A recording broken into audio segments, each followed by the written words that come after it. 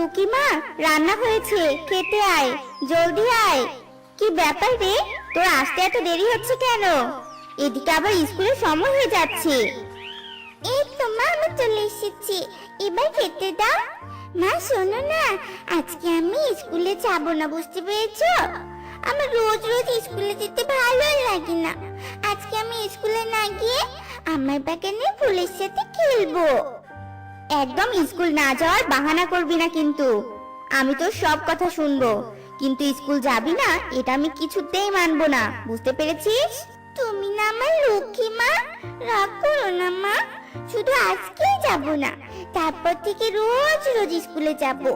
আজকে আমার বাগানে ফুলের সাথে খেলতে খুব ইচ্ছে করছে। আর একটা কথাও না টুকি, তুই না লেখাপড়া করে অনেক বড় হয়ে আকাশে তারা দেখতে যাবি। হ্যাঁ মা, যাবই তো। এভাবে স্কুল না গেলে তুই কোনো দিনও আকাশে যেতে পারবি না, বুঝতে পেরেছিস? তুই যাতে আকাশে তারা দেখতে যেতে পারিস, সেজন্যই তো আমি স্কুলে যেতে এত জেদ করি তোকে। আর তুই স্কুলে না গেলে তারা দেখতে যেতে পারবি না তো। না না মা, আমি স্কুলে যাব। আমি আর কখনো স্কুল ফাঁকি দেওয়ার কথা বলবো না। আমাকে খেতে দাও, আমার স্কুলে দেরি হয়ে যাচ্ছে। এরপর টুনি টুকিকে খেতে দেয়, আর টুকি খেয়ে দিয়ে স্কুলে চলে যায়।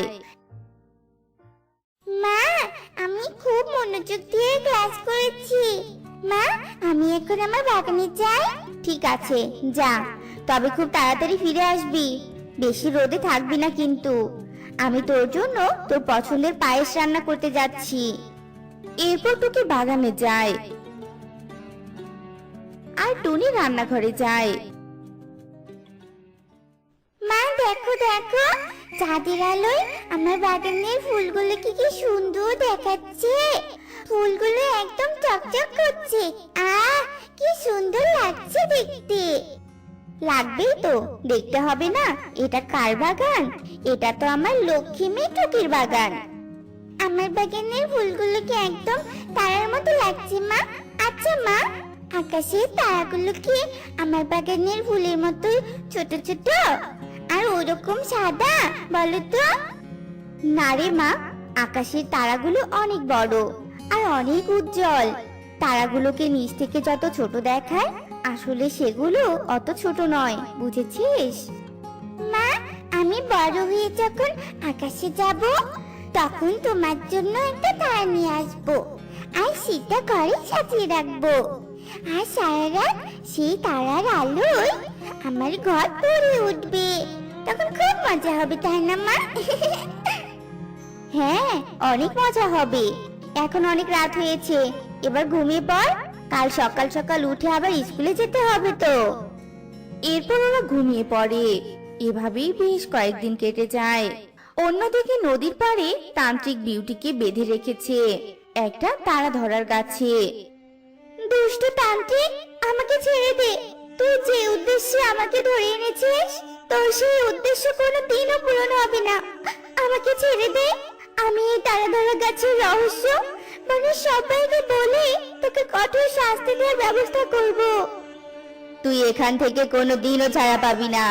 তুইও অন্য সব পাখির মতো এই গাছে তারা হয়ে ঝুলতে থাকবি। হা হা হা। বনের কেউ আবার কিছুই করতে পারবে না। তান্ত্রিক মন্ত্র বলতে থাকে। মন্ত্র বলা শেষে তান্ত্রিক বিউটির শরীরে ফু দেয়, আর সাথে সাথে বিউটি একটা তারা হয়ে যায়। তুই আমার শেষ শিকার ছিলি। তুইও অন্য 9টা পাখির মতো নদীর পাশের এই গাছে তারা হয়ে থাক। এখন অপেক্ষা শুধু পূর্ণিমার রাতের। এরপর তান্ত্রিক ওই তারাটাকে গাছে ঝুলিয়ে রাখে। পূর্ণিমার রাতে এই সব তারারূপী পাখিদের নিয়ে ধ্যান করে আমি সর্বশক্তি অর্জন করব। তখন আমাকে দেখলে রাজা, এমনকি রাক্ষস আর রাজ্যের সবাই আমাকে ভয় করবে। হা হা হা। তান্ত্রিক হবে সর্বশক্তিমান। এখন একটু বিশ্রাম নেই। এতদিন চিন্তায় চিন্তায় ভালো করে ঘুমাতেই পারিনি। এরপর তান্ত্রিক ওই তারা ধরা গাছের নিচে ঘুমিয়ে পড়ে। আজ কতদিন হলো নদীর পাড়ে ঘুরতে চাই না। আজ বাড়িতে যাব না, বাড়িতে গেলে তো মার বেরই হতে দেয় না। আজকে নদীর পাড়ে ঘুরে তারপর বাড়ি ফিরবো। কি রে টুকি, ওইদিকে কোথায় যাচ্ছিস? ওই দিক দিয়ে তো নদীতে যায়, ওইদিকে একা একা যাস না রে, নদীর পাড় বেশি ভালো নয়। আমি জানি, তোকে অত চিন্তা করতে হবে না। আর শোন, মা তোকে আমার কথা জিজ্ঞেস করলে মাকে বলিস আমি নদীর পাড়ে ঘুরতে গিয়েছি। টুকি নদীর পাড়ের দিকে রওনা দেয়। অন্যদিকে তান্ত্রিক তারা ধরা গাছটা রেখে খাবার খেতে চলে যায়।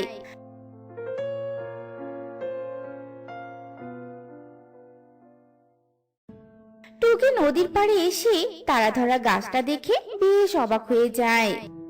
আরে আরে, আমি কি দেখছি? নদীর পাশে তারা ধরা গাছ, তারা আবার গাছেও ধরে। কিন্তু মাঝে বলেছিল তারা শুধু আকাশেই থাকে। বাহ, তারাগুলোকে তো বেশ সুন্দর দেখাচ্ছে।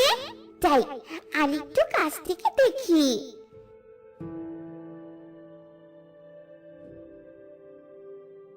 আজ আমি এখান থেকে একটা তারা নিয়ে মাকে দেখাবো, আর মাকে বলবো যে দেখো মা, তারা গাছেও ধরে। এরপর টুকি যেই না একটা তারায় হাত দেয়, অমনি তারাগুলো কথা বলে ওঠে। ছিল না, ছিল না, আমাদের আমাদের এই গাছ থেকে আলাদা করলে আমরা মারা যাব। ইমা, এ আমি কি শুনছি? তারা কথাও বলতে পারে? আমরা তারা নই গো, আমরা পাখি। আর একটা দুষ্ট তান্ত্রিক আমাদের তারা বানিয়ে এই গাছে ঝুলিয়ে রেখেছে। পূর্ণিমার রাতে তান্ত্রিক আমাদের দিয়ে যজ্ঞ করে অশুভ শক্তির প্রধান হবে। তুমি দয়া করে আমাদের মুক্ত করো। আমি তোমাদের কি করে মুক্ত করব? আমি তো কোনো জাদু শক্তি জানি না। এমন সময় ওখানে টুনি চলে আসে। টুকি মা, তুই একা একা নদীর পাড়ে এসেছিস কেন? আর কার সাথে কথা বলছিস? হায় হায়, আমি কি দেখছি? নদীর পাশে তারা ধরা গাছ। এই গাছ তো আগে এখানে ছিল না। তুই কি এই তারাদের সাথে কথা বলছিলি নাকি বলতো? এরপর টুকি তার মাকে সব কথা খুলে বলে। কি, এগুলো তারা নয়? এই তারাগুলোর মধ্যে পাখি বন্দী হয়ে আছে। বোন, আমাদের মুক্ত করো, দয়া করে বাঁচাও, আমাদের বাঁচাও। কিভাবে বাঁচাবো তোমাদের? আমাকে বলো, আমি সাহায্য করব। এই গাছটা কেটে ফেললে আমরা মুক্ত হব। আর এই গাছের মাঝেই তান্ত্রিকের প্রাণ লুকিয়ে আছে। এই গাছটা কাটলে তান্ত্রিক ধ্বংস হয়ে যাবে। আমার কাছে তো কোনো দাকুলাল কিছু নেই। এখন আমি এই গাছটা কাটবো কি করে? আশেপাশেও তো কোনো বাড়ি দেখছি না। এই কথা শুনে টুকি এদিক সেদিক তাকাতে থাকে। হঠাৎ টুকি দূরে একটা কুড়াল দেখতে পায়। মা, এর নাম কুড়াল। এই কুড়ালটা ওইখানে পড়েছিল। তান্ত্রিক আসার আগে গাছটাকে কেটে ফেলো। তাড়াতাড়ি করো মা, তাড়াতাড়ি করো। এরপর টুনি যেই না গাছটা কাটতে ধরে, অমনি সেখানে তান্ত্রিক চলে আসে। এই, এই কি করছিস নাকি? হ্যাঁ, দূরে যা, দূরে যা বলছি আমার গাছ থেকে। আমার গাছটাকে কাটবি না, খবরদার, কাটবি না কিন্তু। মা, তুমিও দুষ্ট তান্ত্রিকের কথা শোনো না, তাড়াতাড়ি কেটে ফেলো গাছটা। এরপর টুনি গাছটা কেটে ফেলে, আর তান্ত্রিক সাথে সাথে ধ্বংস হয়ে যায়। আর তারা থেকে সব পাখিরা মুক্ত হয়। তোমাকে অনেক ধন্যবাদ বোন। আজ তোমরা না থাকলে আমরা মুক্ত হতে পারতাম না। আমরা আজ আবার আমাদের পরিবারের মুখ দেখতে পারবো। আহা, কি যে মজা আকাশে বাতাসে। আজ নদীর তীরে কত ফুল ফুটে আছে। আজ আমি সব ফুল তুলে নিয়ে যাব বাড়িতে, আর সেই ফুল দিয়ে মালা গেঁথে মজার মজার খেলা খেলবো। আরে আরে, এটা তো দেখছি একটা কলস জলে ভেসে যাচ্ছে। এই কলসটা কোথা থেকে এখানে ভেসে আসছে?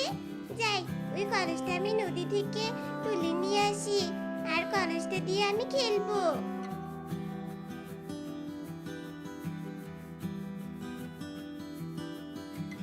যাক বাবা, নদীর জল থেকে কলসটা তুলে আনতে পেরেছি।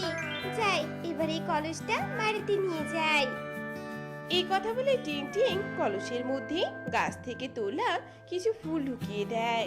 আর কলসের মধ্যে কিছু ফুল ঢুকিয়ে দেওয়ার সাথে সাথে পুরো কলস ফুলে পরিপূর্ণ হয়ে যায়। আর কলস বেয়ে ফুল উপচে পড়তে থাকে। আরে আরে, এ কি অবাক করা কাণ্ড! আমার গাছ থেকে তোলা ফুলগুলো কলসের মধ্যে রাখতে না রাখতে ফুল এত বেশি হয়ে গেল যে কলস উপচে পড়লো। কিন্তু এটা কিভাবে হচ্ছে? এ কেমন অবাক করা কলস! যাই, এক্ষুনি এটাকে বাড়িতে নিয়ে যাই আর মাকে গিয়ে সব ঘটনা একটু খুলে বলি তো।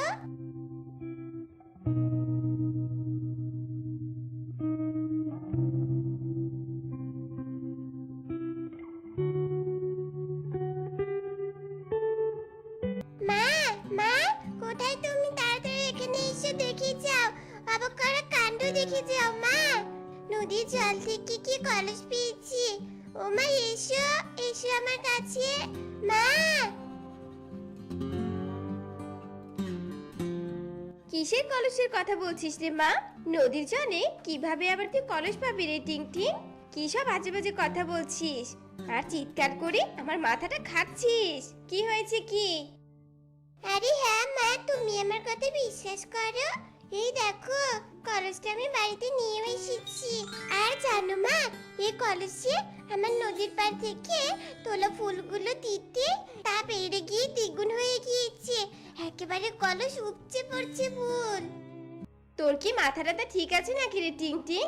নদীর পাড়ে গিয়ে ভূত পেট ধরলো নাকি তোর, যার কারণে এমন উল্টোপাল্টা কথা বলছিস? কলসে কিছু ঢুকিয়ে দিলে আবার দ্বিগুণ হয় নাকি? হ্যাঁ, আমার কথা বিশ্বাস করছো না তো? তুমি দাঁড়াও, আমি তোমাকে প্রমাণ দেখাচ্ছি। তুমি একটু দাঁড়াও। এই কথা বলে টিং টিং আঙিনার মধ্যে পড়ে থাকা একটা গাছের পাতা নিয়ে কলসের মধ্যে ঢুকিয়ে দেয়।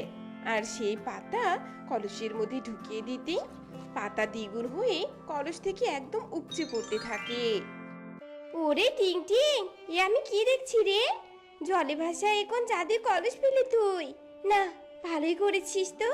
এই কলসটা বাড়িতে এনে তবে এখন যা তো তাড়াতাড়ি রান্নাঘর থেকে দুটো অবশিষ্ট রান্না করার জন্য আলু আছে, ওই দুটো আলু নিয়ে আয় তো দেখি মা। এরপর টিং টিং রান্নাঘরে যায় আর আলু দুটো নিয়ে এসে কলসের মধ্যে ঢুকিয়ে দেয়। আর আলু দুটো কলসের মধ্যে ঢুকিয়ে দিতে আলু দিয়ে কলস পরিপূর্ণ হয়ে যায়। কলসের মধ্যে এখন জাদুর খেলা দেখছি আমি। মা টিং টিং, আমরা আর গরিব থাকবো না রে মা। সৃষ্টিকর্তা যে আমাদের উপর মুখ তুলে তাকিয়েছে, তাই তো জলে ভেসে আসা এই কলসটা তুই পেয়েছিস। চল মা, কলসটা নিয়ে ঘরে চল এখন। এই কথা বলে টুনি আর টিং টিং কলসটা নিয়ে ঘরে চলে যায়।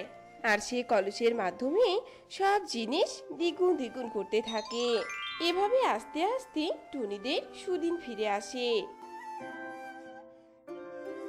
কলসের মাধ্যমে টুনি নিজের চাহিদা পূরণ করতে থাকে আর অন্যদেরকেও সাহায্য সহযোগিতা করতে থাকে। টুনি দিদি, ও টুনি দিদি, ঘরে আছো গো? বড্ড নিরুপায় হয়ে তোমার কাছে এসেছি।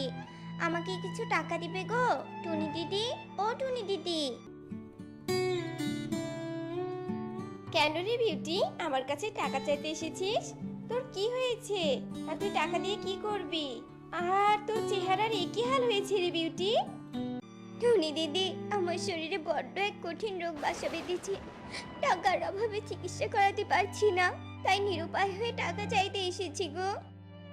আহারে বিউটি, তবে তুই কোনো চিন্তা করিস না বোন, আমি তোর টাকার ব্যবস্থা করে দিচ্ছি। তুই এখানে একটু দাঁড়া। এই কথা বলে টুনি ঘরে চলে যায় আর 10 টাকার একটা নোট কলসের মধ্যে ফেলার সাথে সাথে অনেকগুলো টাকা হয়ে যায়।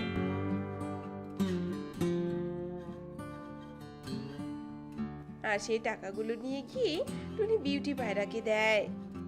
টুনি দিদি, তুমি বড্ড ভালো গো। আজ টাকাগুলো তুমি না দিলে যে কি হতো।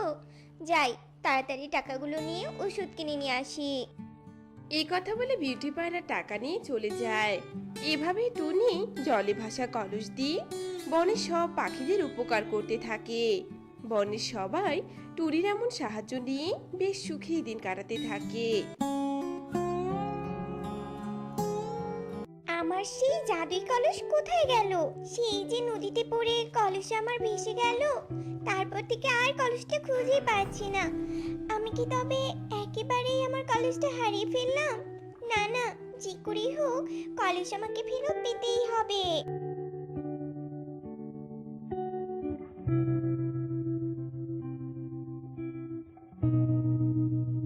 এই বনের পাখিদের সব বাড়ি খোঁজা শেষ, কিন্তু আমার কলস তো কোথাও খুঁজে পেলাম না। ওই যে সামনে আর একটা বাড়ি যায়, ওই বাড়ির ঘরে ঢুকে দেখি গিয়ে আমার কলস ওই বাড়িতে আছে কিনা। এই কথা বলে বিড়াল টুনির বাড়ির দিকে এগিয়ে যায় আর টুনির ঘরে ঢোকে।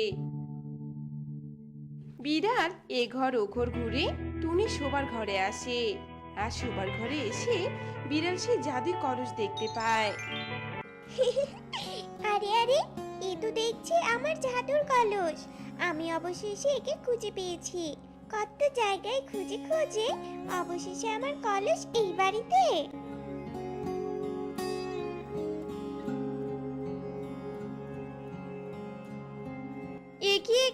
এ কোন বিড়াল আমার কলসের পাশে ঘুরঘুর করছে? হায় হায় রে, আমার কলসের শরীরে আবার আঁচড়ও কেটেছে দেখছি। এই বিড়াল, এই সর সর বলছি, আমার কলসের পাশ থেকে সরে যা। ওরে বদমাস বিড়াল, তোর সাহস তো কম নয়। ঠিক আছে, আমার কথাতে যখন পালিয়ে গেলি না, তবে দাঁড়া, এবার তোকে আমি লাঠি দিয়ে এমন মার মারবো যে কোন দিক দিয়ে পালাবি তার জায়গায় খুঁজে পাবি না তুই।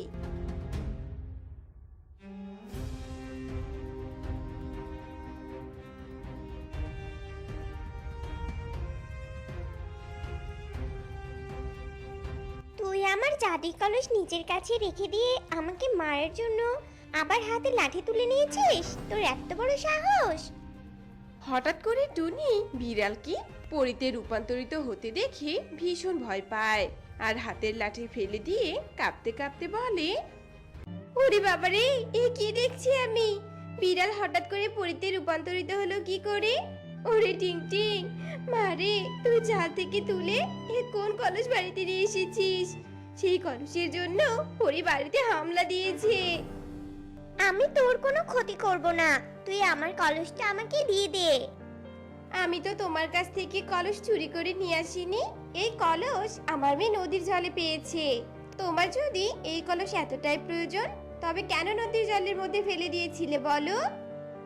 আসলে শোনো, আমি তোমাকে পুরো ঘটনা বলছি। আমি পরিরাজ্য থেকে পাখিদের সাহায্য করার জন্য এই কলস নিয়ে এসেছিলাম, আর পথমধ্যে বিশ্রাম নেওয়ার জন্য কলস নিয়ে নদীর পাড়ে নেমেছিলাম। ঠিক তখনই একটা তান্ত্রিক সেই দিক দিয়ে যাওয়ার সময় আমার এই জাদুই কলসের উপর চোখ পড়ে। এই কলস আমার কাছ থেকে কেড়ে নেওয়ার জন্য আমার উপর আক্রমণ করে। হাতাহাতির এক পর্যায়ে কলস নদীর জলে পড়ে গিয়ে ভেসে যায়। আমি তো তান্ত্রিককে হারিয়ে দেই, কিন্তু আমার কলস নদীর জল থেকে খুঁজে পাইনি। তারপরের ঘটনা আমি জানি পড়ি। সেই কলসের খোঁজে বিড়াল সেজে তুমি বনের পাখিদের বাড়িতে কলস খুঁজছো, তাই না? ঠিক আছে পড়ি, তুমি তোমার কলস নিয়ে যাও। তুমি যেহেতু এই কলসের মালিক, তবে তুমি তোমার প্রাপ্য জিনিস নিয়ে যাও পড়ি, নিয়ে যাও। সত্যি তুমি আমাকে এমন জাদুই কলস পেয়েও ফেরত দিবে? আমি তোমার কথাতেই বুঝতে পেরেছি তুমি কতটা সৎ। শোনো, আমি আর এই কলস ফেরত নিব না। আমি তো এমনিতেই কলস পাখিদের সাহায্য করার জন্যই নিয়ে এসেছিলাম। তুমি এই কলস তোমার কাছে রেখে দাও। এই কলস দিয়ে তোমার আর বনের পাখিদের সাহায্যের কাজে লাগাও। পড়ি, এই কলস তুমি আমাকে দিলে, ভালোই করলে। এই কলসের জন্য তো বনের পাখিরা এতদিন খেয়ে পড়ে বেঁচে আছে। এই কলস দিয়ে আমি অনেক পাখিকে সাহায্য করেছি। তুমি কোনো চিন্তা করো না পড়ি, কলসের সঠিক ব্যবহার আমিই করব। টুনির এই কথা শুনে পরি টুনির কাছে কলস রেখে খুশি মনে চলে যায়, আর টুনিও সেই কলস দিয়ে আগের মতো পাখিদের সাহায্য সহযোগিতা করতে থাকে। গিন্নি, তোমার রান্না হয়েছে কি? যদি রান্না হয়ে থাকে তাহলে আমাকে খেতে দাও। আমার কাজে যাওয়ার সময় হয়েছে, কয়েকদিন থেকে কাজে যেতে দেরি হচ্ছে। এজন্য যজ্ঞ দাদা আমাকে অনেক বকছে জানো। রান্না শেষ টোনা, খাবার খেতে রান্নাঘরে আসো। এরপর টোনা খাবার খাওয়া শেষ করে। টুনি, আমি কাজে যাচ্ছি, তুমি সাবধানে থেকো কেমন? তুমি তো গরু নিয়ে মাঠে যাও ঘাস খাওয়াতে, বেশিক্ষণ রোদে থেকো না কেমন? রোদে থাকলে তোমার জ্বর হবে, আর জ্বর হলে অনেক টাকার দরকার পড়বে, তাই বলি কি তুমিও সাবধানে থেকো গো। টোনা কাজে চলে যায় যজ্ঞর বাড়িতে। কালকে এত করে বলার পরেও আজকে দেরি করে এসেছিস? রোজ রোজ এত দেরি করে কাজে আসলে তোকে আমি কাজ থেকে বাদ দিয়েই দিব। দাদা, রাগ করো না গো, খাবার খেতে একটু দেরি হয়েছে আজকে, আর কখনো এমন দেরি করব না, এই কথা দিলাম তোমাকে। তবুও তুমি আমাকে কাজ থেকে বের করে দিও না, এই কাজ করে যে আমার সংসারটা চলে। দাদা, দাদা তোমার পায়ে পড়ি দাদা, আর এমন হবে না। আরে আরে, কি করছিস কি? আমি তোকে কাজ থেকে বের করে দিতে চেয়েছি, কিন্তু বের তো আর করিনি। আর তাড়াতাড়ি গরুগুলো নিয়ে মাঠে যা, গরুগুলোর মনে হয় বেশ ক্ষুধা লেগেছে, সেই রাত থেকে ডাকাডাকি করছে। আজ একটু বেশি করে খাইয়ে নিয়ে আসবি, বুঝেছিস? ঠিক আছে দাদা, আজ গরুগুলোকে নদীর পাড়ে নিয়ে যাব, ওখানে অনেক সবুজ ঘাস আছে। টোনা যজ্ঞর গরুগুলোকে নিয়ে নদীর পাড়ে মাঠে যায়। এই গরু, আমি একটু গাছের নিচে বসে বিশ্রাম নেই কেমন? তোরা টাটকা টাটকা সবুজ ঘাস খা, আর শোন, এই মাঠের বাইরে কোথাও যাবি না বলে দিলাম। গরুগুলো মনের সুখে ঘাস খেতে থাকে, আর টোনা গাছের নিচে বিশ্রাম নিতে থাকে। আর বেশ কিছুক্ষণ পর উফ বাবা, প্রচন্ড রোদ পড়েছে, পিপাসায় গলাটা একদম শুকিয়ে কাঠ হয়ে গিয়েছে আমার।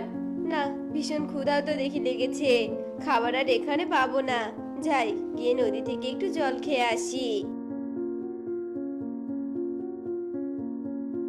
টোনা নদীতে জল খেতে যায়, আর যে না জল খেতে ধরে অমনি জলে একটা কেক ভেসে টোনার সামনে আসে। আরে আরে, আমি এটা কি দেখছি? নদীর জলে কেক ভেসে যাচ্ছে, ভালোই হয়েছে, আমার তো ক্ষুধাও লেগেছে, এখন এই কেকটা খেয়ে আমার ক্ষুধা নিবারণ করব। সৃষ্টিকর্তা, তোমাকে অনেক ধন্যবাদ সৃষ্টিকর্তা। টোনা যেই না কেকটা খেতে ধরে তখনই কেকটা কথা বলে ওঠে। খেও না, আমাকে খেও না, আমাকে আঘাত করো না, আমি যে মরে যাব। এ আমি কি শুনছি? কে কথা বলতে পারে? ওরে বাবা রে, এ কে আবার করে রাক্ষসী নয় তো? বাঁচাও, কে কোথায় আছো? বাঁচাও! ভয় পেও না, আমি কোনো রাক্ষসী নই, আমি হলাম পরী। তুমি পরী? কিন্তু আমি তো এমন পরীর কথা কখনো শুনিনি। আমার মায়ের কাছে শুনেছি পরীরা অনেক সুন্দরী হয়, এমন যে কেকের মতো হয় সেটা তো আমি জানতাম না। আরে না না, তুমি ভুল বুঝছো, আসলে আমাকে একটা দুষ্ট তান্ত্রিক পরীরূপ থেকে কেক বানিয়ে নদীতে ভাসিয়ে দিয়েছে। তুমি আমাকে একটু সাহায্য করো, আমাকে আমার রূপে ফিরিয়ে আনো। আমি তোমাকে তোমার রূপ ফিরিয়ে দিব কি করে? আমি যে কোনো জাদু জানি না পরী। আমাকে সাহায্য করার জন্য কোনো জাদুর দরকার নেই গো, শুধু পবিত্র পানি হলেই চলবে। এই বনের পাহাড়ের গুহায় সিন্ধুকে একটা বোতলে পবিত্র পানি আছে, ওই বোতলের পানি এই কেকের উপর দিলেই আমি পরীরূপ ফিরে পাবো। বেশ, তাহলে চলো আমার সাথে, আমি তোমাকে তোমার রূপ ফিরিয়ে দিব। টোনা কেকটাকে সাথে করে নিয়ে ওই পাহাড়ের গুহায় প্রবেশ করে।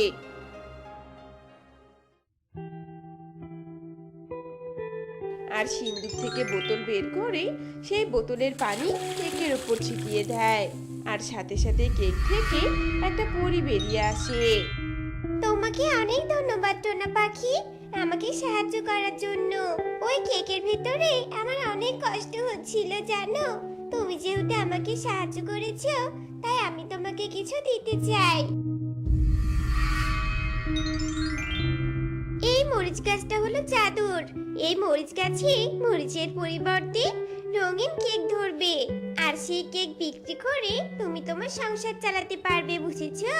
আর একটা কথা, তোমার যখন খুব বিপদ হবে তখন তুমি এই মরিচ গাছের কাছে যা চাইবে এ তোমাকে তাই দিবে, কিন্তু খবরদার বিনা বিপদে কিচ্ছু চাইবে না কিন্তু। এরপর পরী চলে যায়।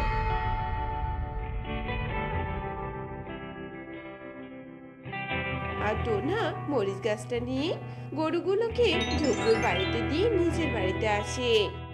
কি গো, এই মরিচ গাছটা তুমি কোথায় পেয়েছো? আর তোমার আসতে আজ এত দেরি হলো কেন গো? এরপর টোনা টুনিকে সব ঘটনা খুলে বলে। আরে বাহ, তাহলে তো ভালোই হলো টোনা। তোমাকে আর বেশি পরিশ্রম করতে হবে না।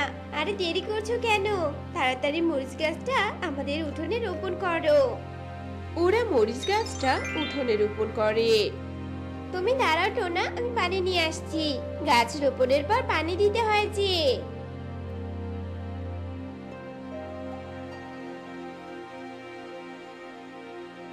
টুনি পানি এনে গাছের গোড়ায় দিতেই গাছটা মুহূর্তেই বড় হয়ে যায় আর অনেকগুলো রঙিন কেক ধরে গাছে। আরে আরে, কি অদ্ভুত ব্যাপার! মরিচ গাছটায় পানি দেওয়ার সাথে সাথে রঙিন কেক ধরলো। টোনা, যাও যাও, তাড়াতাড়ি কয়েকটা রঙিন কেক বাজারে বিক্রি করে আসো। ঠিকই বলেছে টুনি, কতদিন হলো মাংস ভাত খাই না। আজ রঙিন কেক বিক্রি করে মাংস কিনে আনবো আর পেট ভরে ভাত খাবো মাংস দিয়ে, তাই না? টোনা রঙিন কেক নিয়ে বাজারে যায়।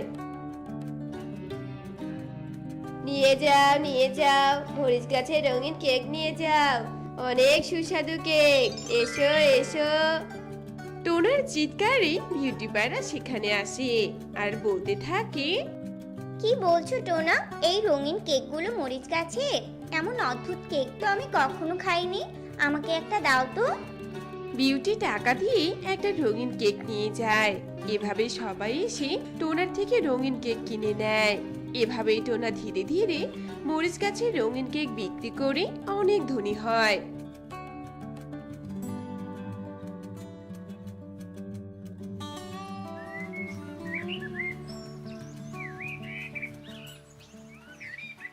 একদিন টোনা তার ঘরে টুনিকে বলে, জানো টুনি, পরি বলেছিল আমি ওই মরিচ গাছের কাছে যা চাইবো ওই মরিচ গাছ আমাকে তাই দিবে।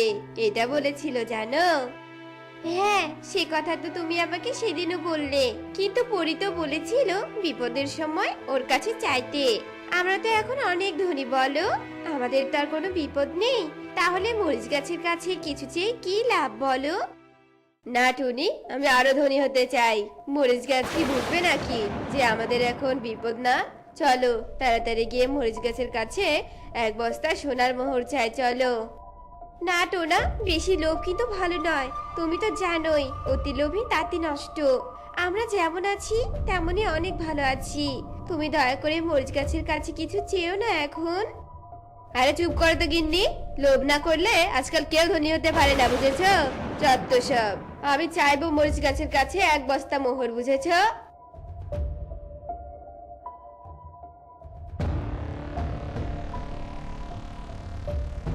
এই মরিচ গাছ, আমাকে এক বস্তা সোনার মোহর দে তো, আমার অনেক বিপদ। এই পাখি, তুমি মিথ্যে বলছো কেন? তোমার তো কোনো বিপদ নেই, তুমি অনেক ধনী, তাই আমি তোমাকে এখন কোনো সোনার মোহর দিব না। কি বললি? কি? বেশি কথা না বলে তাড়াতাড়ি সোনার মোহর দে, নইলে আমি তোকে কেটে টুকরো টুকরো করে দিব। আর টুকরো টুকরো করে তোকে কেটে নদীতে ফেলে দিয়ে আসবো, বুঝেছিস? শয়তান লোভী পাখি, আমাকে হুমকি দিস? দাঁড়া, তোকে দেখাচ্ছি মজা। মরিচ গাছ এরপর তার শরীর থেকে হাত বের করে আর টোনার গায়ে থাপড় দিতে থাকে। ওরে বাবা রে, মরিচ গাছ আমাকে ক্ষমা করে দাও, আমি আর লোভ করবো না। ছেড়ে দাও, ছেড়ে দাও আমাকে।